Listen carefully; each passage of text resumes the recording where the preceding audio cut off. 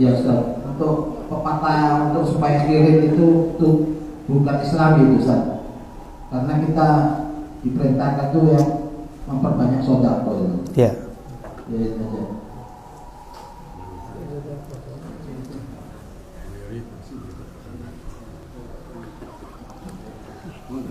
Pak pengacara tak takoni, napa niku sing disampaikan?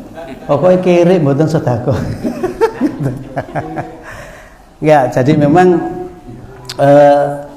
di dalam kehidupan ini kan kita sering mendengar semacam apa ya, slogan, apa moto gitu ya. Jadi orang mengatakan hemat pangkal kaya misalkan, ya toh. Jadi sing nyebut itu Islami sapa? Ada orang yang punya moto, ada punya argumen, ya toh. Hemat pangkal kaya, rajin pangkal pandai, ya toh. Nah, slogan-slogan seperti itu apa betul? Jawabannya Islam tidak mengajarkan yang seperti itu. Islam itu mengajarkan bahwa satu, kamu kalau jadi orang jangan bakhil, kan gitu.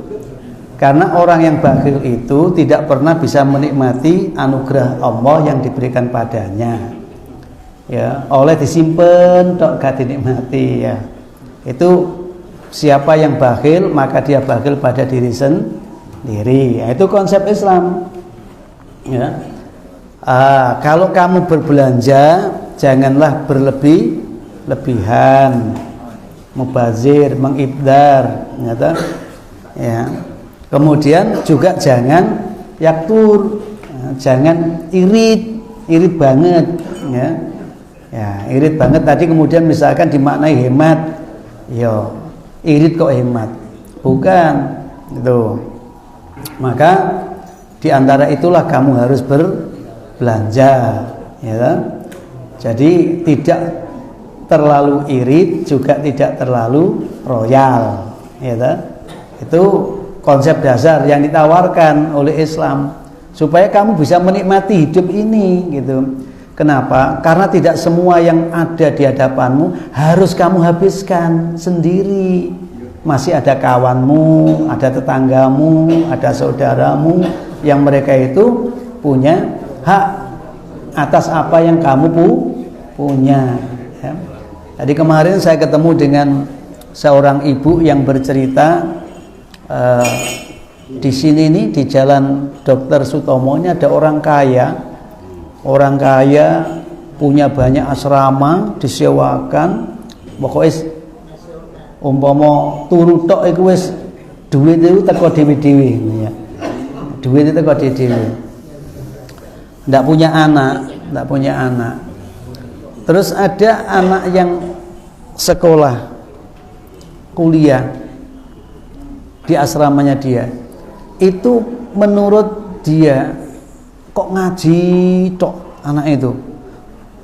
Dia ada suara ngaji di kamar. Pagi ada suara ngaji, sore ada suara, malam juga ada suara ngaji. Dicari, ternyata ada memang anak satu yang ngaji terus, memang isinya cuma ngaji. Kalau udah pulang gitu ngaji. Lah, ketika itu ditanya, "Nah, awakmu kok maca Quran tok ae? Gak kaya kanca-kanca mulyane?" Dia jawab, "Saya ini membaca ini karena saya punya problem, Pak. Saya mengadukan problem saya kepada Allah melalui firman-firmannya ini, saya baca. Jadi saya baca walaupun saya nggak ngerti, nggak ngerti isinya, tapi saya baca sebagai alternatif menyelesaikan masalah saya." Akhirnya cerita kondisi objektif keluarga. Barang cerita itu, kisah ini mirip dengan kisah Umar yang pada waktu mendengar bacaan daripada Fatimah.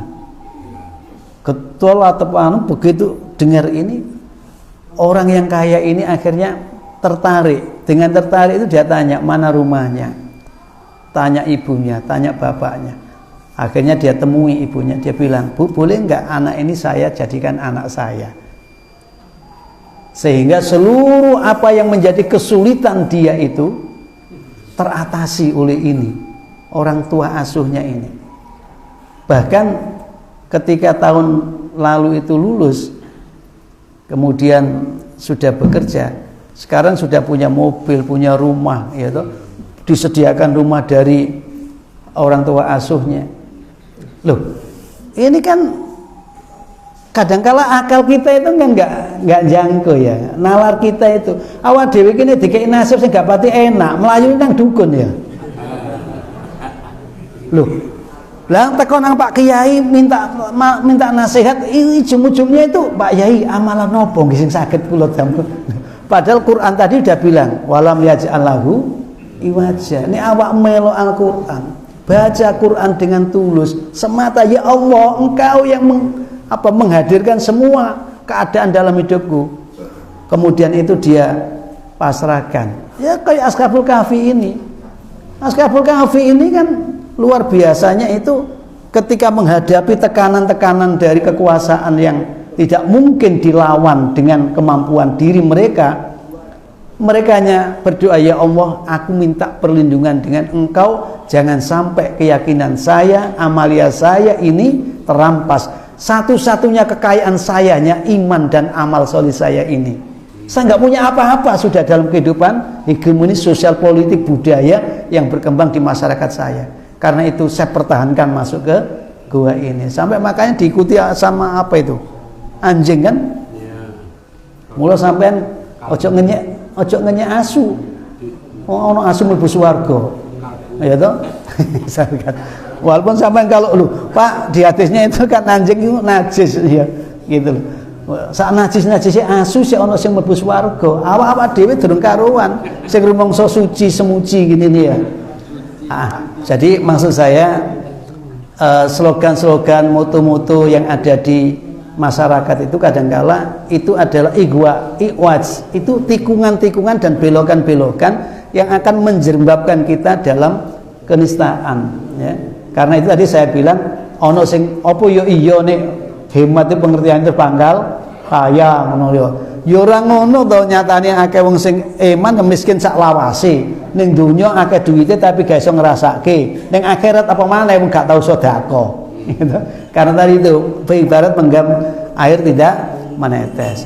Nggih, jadi betul Pak. Jadi apa yang sloganistik tadi itu bukan nilai Islami, ya. Itu adalah tradisi yang kemudian digunakan untuk memacu, ya. Orang punya spirit, punya semangat. Nah, kita punya sudah. Bersedekahlah kamu, maka Allah akan mencukupi terhadap kebutuhanmu. Sarok dorok dalam kondisi sempit atau dalam kondisi lapang. Kalau itu kemudian bisa kita lakukan, indah hidup ini ya. Karena apa yang kita terima bukan sekedar untuk kita nikmati. Boleh jadi kita terima Allah ingin agar kita berbagi. Ya. Nah, terima kasih.